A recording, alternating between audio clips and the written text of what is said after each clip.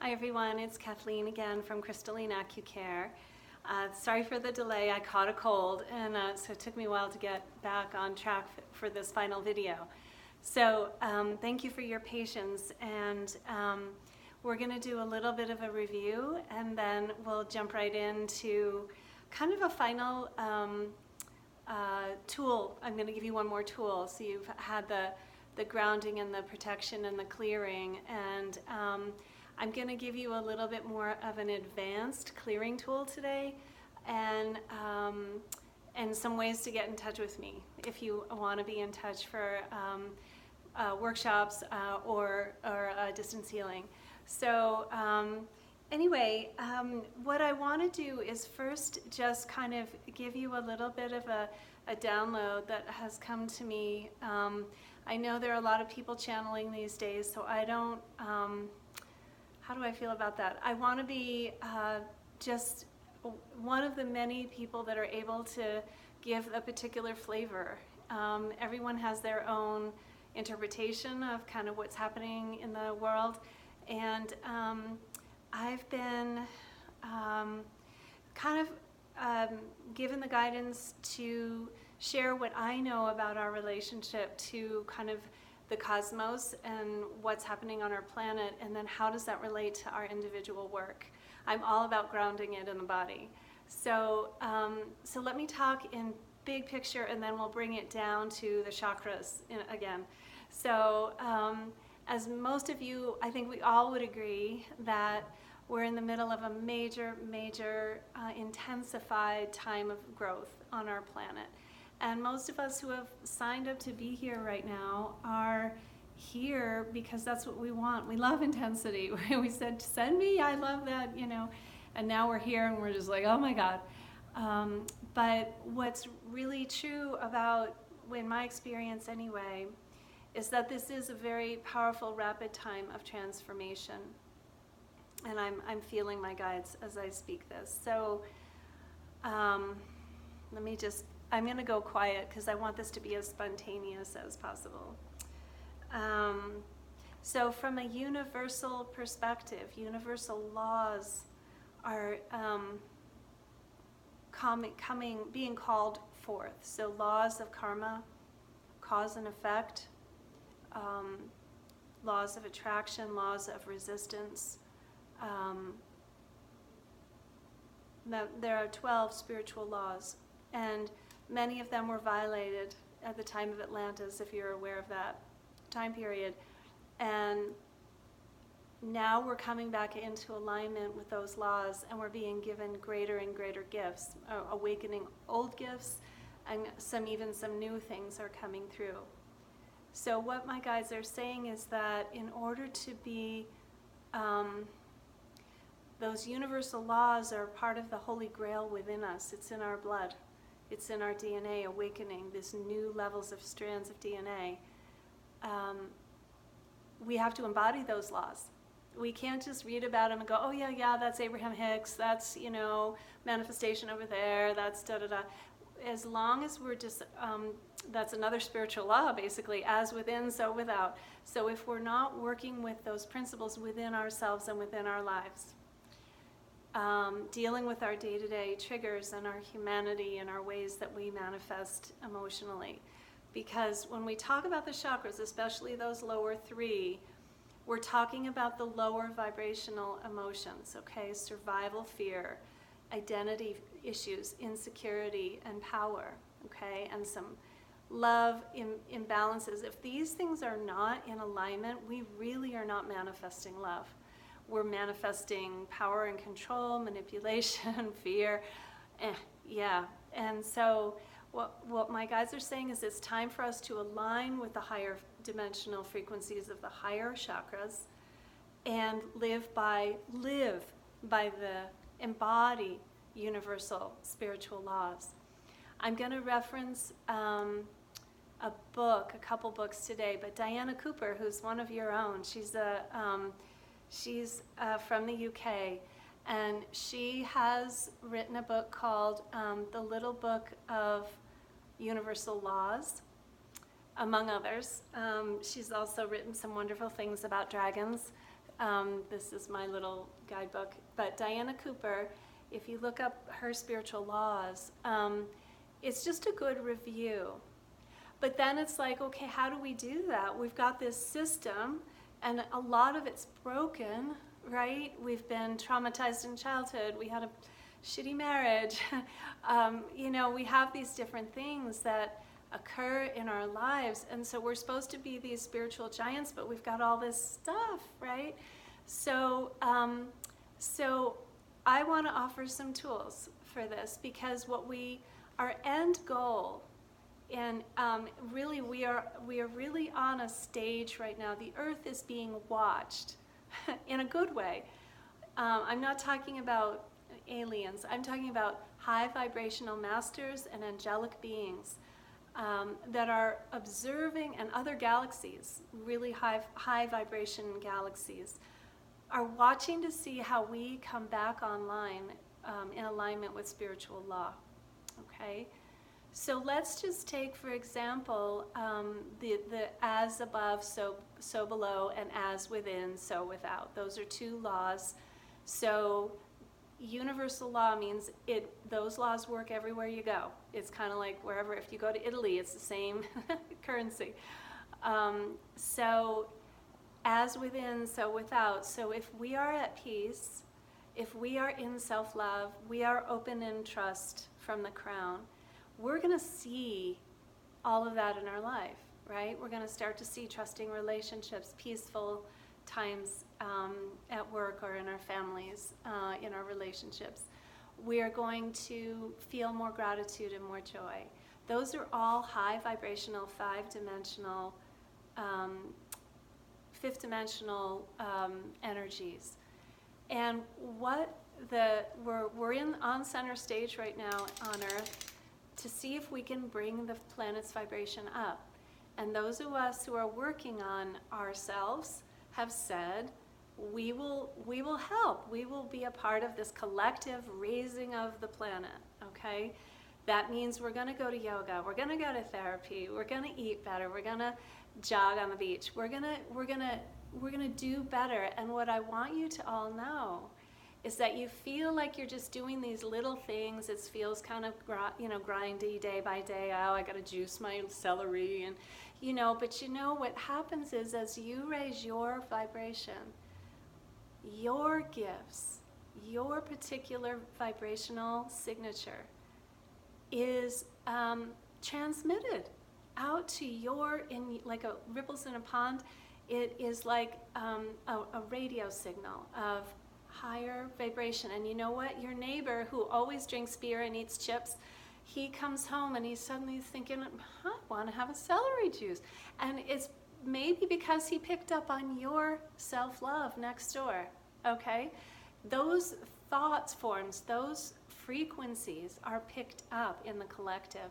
So when you think for 1 minute that it doesn't matter if you take care of yourself, it doesn't matter if you go to one more yoga class, honestly, it does. And not just for you, but of course for you, but also for the collective raising of a consciousness. We are all in this literally, energetically together. And unity consciousness is a fifth dimensional principle. Many of us are part of different spiritual groups. I am a part of a collective, an international group that meditates and gathers every week. And then we get together physically once or twice a year. And there is such a power in the group that I could not have accomplished on my own, that I so cherish and feel so blessed to be a part of. So find your group, find your community if you haven't. Connect, get support. It's like those healthy cells, getting together and creating health for the whole body of the planet. So that's what I received this morning from my guides, was to really inspire people to keep doing this work, because it's not just for you individually. So I'm gonna grab a little water here real quick. So So let's review what I've taught you, and then I'm going to teach you something really else cool that's kind of going to integrate the whole thing. So why don't you come into a comfortable seated position and relax, feel your sits bones on your cushion or on your chair, and take a peek at that red chakra. You can see where it's located. It's right in the bowl of the sacral area, right between the sits bones and the pubic area. And just bring up a spin, and we're going to spin from left to right to clear. So we're going to just kind of get that energy. Sorry, my dog is sitting right here with me. I don't want to hurt her. So we're going to move the energy in this direction to begin to clear, just clear the chakra, kind of like in that direction, okay? So just imagine like a red sacred geometric form, even can be a diamond or a triangle. Just spin that in your root chakra.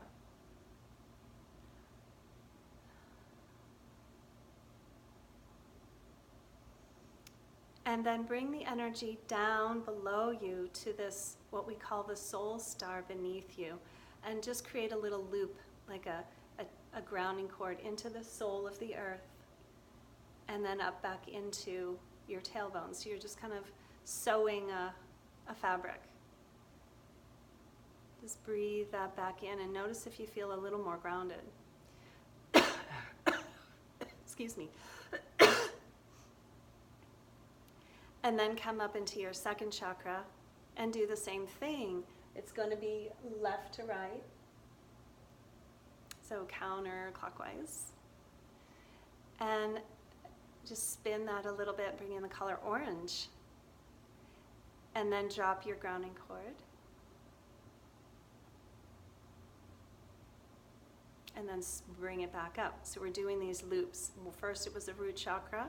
Then we're going to loop into the second. And then we're going to bring our attention to the solar plexus, and that's a beautiful golden yellow.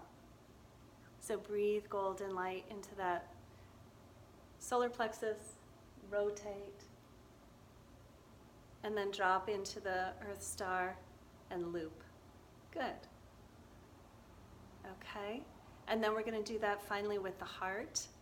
Just, and if any of you want to know where I got this beautiful tapestry, I'll send you a link. I got it on Amazon.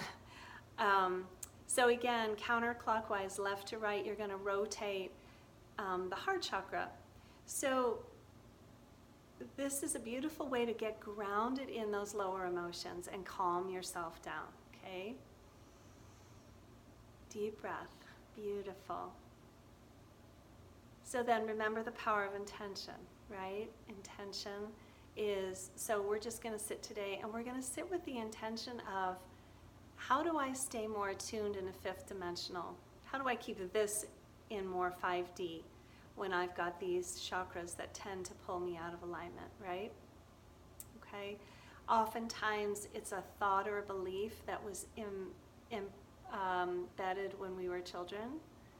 And so even if we get to a nice place of meditation in the morning, and then we wake up, or we get out of meditation, we have a coffee, we go to work, and our boss is just being a total jerk, and the next thing we know, I'm a little bit afraid for my job, so my survival fear comes up. I think he doesn't really like me, so some identity stuff, and then, well, I'll get even, I'll go to the labor board, so we start a little power over thing, all third dimensional stuff, right?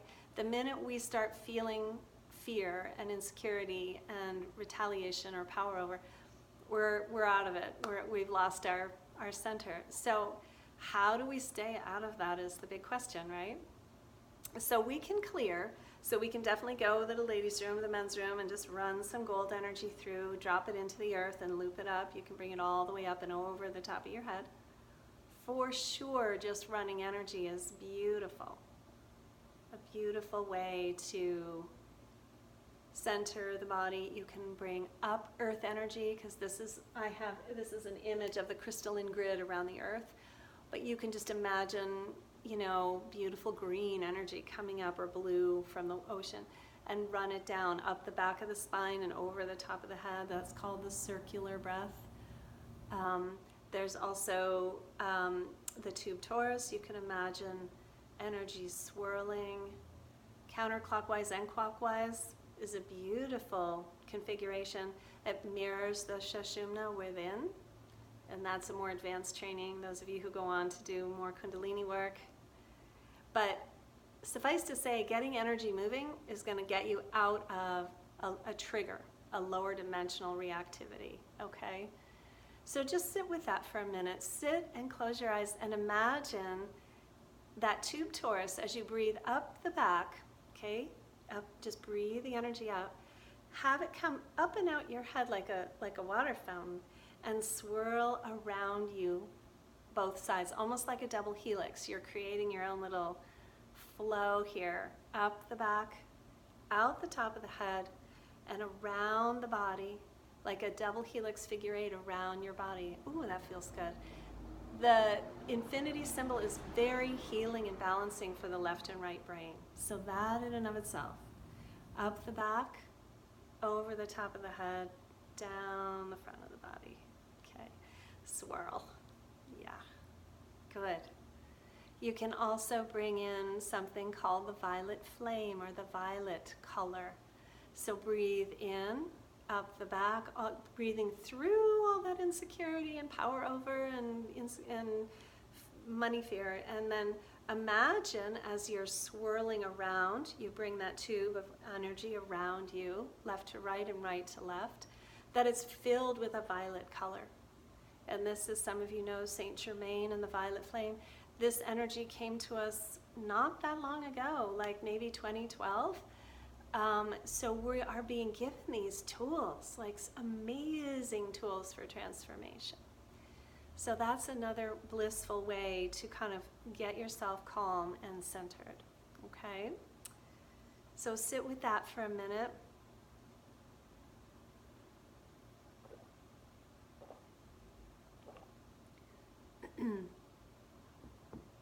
Feel how good it feels to have an energy field around you. To acknowledge, I mean, we always have an energy field, but we don't always acknowledge it. The auric field, many of you see them, often in colors, will tell you a little bit about how people are functioning, what level, you know, if someone's got a lot of red, they're really practical and grounded. Someone has a lot of green, they're in their heart, someone's in purple. I worked at this place recently where they had the auric camera, and people would be covered with blue, or they'd be wherever they were at. Depends. There was one person who just came back from vacation. Her aura looked like the Pacific. She'd just been to Hawaii, so it was just beautiful to see. Like, color is very much a part of who we are. Okay, and red isn't anger. Red is earth. Red is very good. I think people have thought that that's the lower colors are not okay. Red is very grounding, very healing for the body. And what you want to look for is when there's not an easy movement.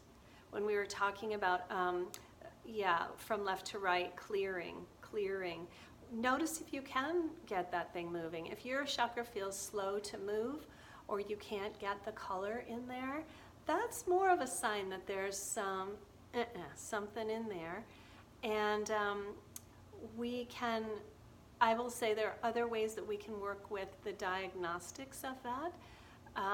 And that's a whole kind of series on itself. I do workshops just on the first chakra, and we face it like 5 hours a day. And we go into survival and early childhood stuff, okay? We won't be able to do that in this introductory series, but I am going to give you a tool to even get at stuff that is that deep. So what you're looking for when in any way of diagnostic is a feeling or a felt or a knowing sense of that chakra feels blocked. I don't feel connected to the earth, or I don't feel connected to myself. I don't feel empowered. I don't feel loving. I don't feel like I can speak my truth. I don't see clearly, or I'm not trusting. So all of those things, you're already diagnosing your chakra issue, okay? So let's do something a little new today. So while you're sitting there, you're in bliss, like my woman behind me. She's just swirling that energy. She's nice and plugged into the crystal grid. And let's say somebody comes along and her boss drops like this much work on her desk. And she was going to go home and make dinner for the kids, and it was going to be a nice night, and she's got to work late, okay? What gets lit up, okay? What gets lit up in the moment, because her boss is insensitive, he just drops it, she drops it on her desk, doesn't even ask, just says, hey, this needs to be done by the morning, right? We all have bosses like that, occasionally. And so maybe she gets, oh no, I've got to stay because I need this job. So that's a survival root chakra issue. Oh no, I won't be a good employee and my boss won't like me, so I've got to stay. Or, oh no, I don't have any power, i.e. Third chakra, throat chakra, I don't have any control over this. I've got to stay, I've got to, so it's basically a big oh no, okay? So we're not going to go into what should she do, okay? We're not going to like go into that. What we're going to do is work with the oh no, okay? And what I'm going to share with you is a way to, regardless of the choice and the outcome, a way to be able to maintain this state of equilibrium no matter what, okay? So I'm going to take you through a series of points on the chakra meridian system. I think you can see me. If I have to sit up a little, I will. So I'm certified in something called comprehensive energy psychology, which basically means that in addition to the bodywork training and the chakra and meridian work, I've studied how those points relate to our emotional body and how we can clear those points to bring us more back into, actually reset the nervous system so that we can literally come back to equilibrium. So it doesn't require that we have 10 years of therapy, although that's sometimes helpful. It doesn't require that we know exactly all the details of our childhood. I often have clients who say they don't remember, and then before we know it, they're on the table and they're crying. It doesn't require that you have to really remember bad stuff in your past, okay? Which means childhood or even early adulthood, whatever. There is an application for this with deep, survivors of deep trauma work, and I do work with people like that. But I want to teach you a way to use these tools just for the pile of work on your desk, okay? So let's, excuse me. My cold is still hanging on a little bit. So let's imagine you're this person, the work just got dumped on you. Everyone's going to have their own reaction. Excuse me. Someone might be like, whatever, I'll knock it out and I'll still get home, or I'll order out and we'll still have a nice dinner. Someone may get into problem solving and it doesn't trigger them. Others are going to go, oh my gosh, I'm right in my victim. This is my worst trigger. My husband's going to be mad at me. My kids will be mad at me. I'm just, totally in this victim state. So what I'm going to teach you is how to get out of it. So there's a series of points, and if I can do this without squishing my dog. So we're going to work with some points on the body that actually clear these lower emotions, okay? So the first point we're going to hold, and some of you may have seen this in like EFT, or as a combination of EFT and EMDR, but it's a little different in that we're really thinking about the whole system of the body and in connection with your yoga practice, okay? So even if someone doesn't dump a pile of work on your desk, sometimes just being in a deep yogic sequence can bring up stuff too, right?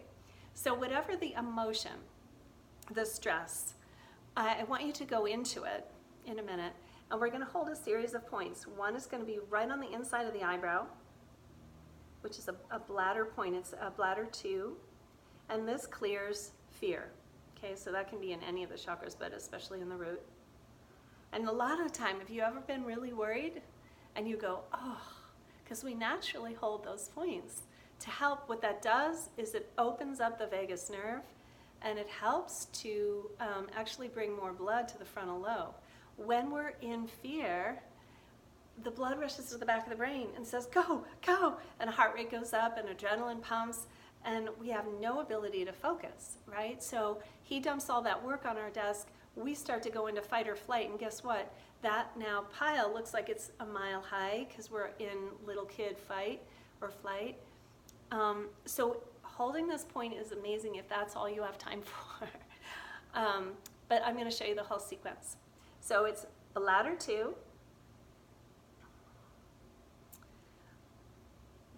gallbladder 3, I believe is the number, but I want you holding the spot right if you trace your eyebrow out to the outer edge of the temple.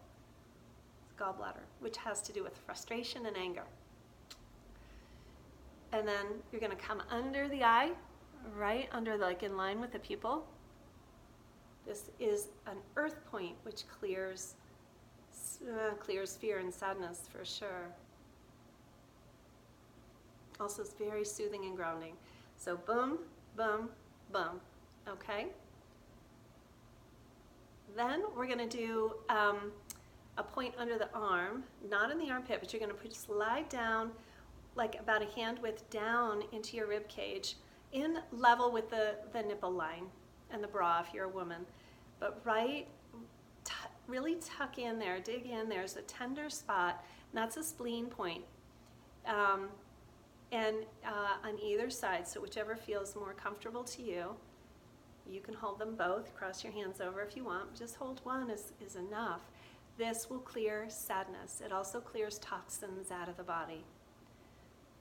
I like to really stimulate this one for me. And then we're going to come to a point right beneath the collarbone. We call it the collarbone. So this is the eye point, this is the outer eye, this is under eye, this is underarm. I'm getting a delivery, I'm sorry. And then this is collarbone.